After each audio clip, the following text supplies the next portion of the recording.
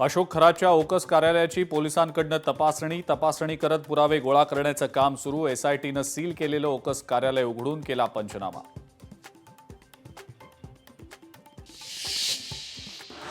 भोंदू अशोक खराचे अश्लील video viral करणं म्हणजे केवळ कायद्याचा भंग नाही तर समाजावरचा आघात। भाजपच्या आमदार चित्रा वाघ यांचं वक्तव्य।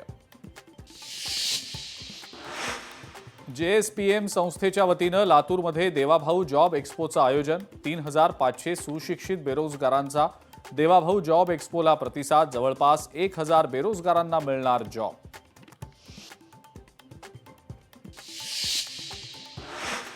कृषी मंत्री दत्तात्रय भरणेंनी घेतली केंद्रीय कृषी मंत्री शिवराज सिंग चौहान यांची भेट। पीएमआरकेव्हीवाय योजनेअंतर्गत अतिरिक्त निधी उपलब्ध करून देण्यास केंद्रीय कृषी मंत्र्यांनी दिलं आश्वासन।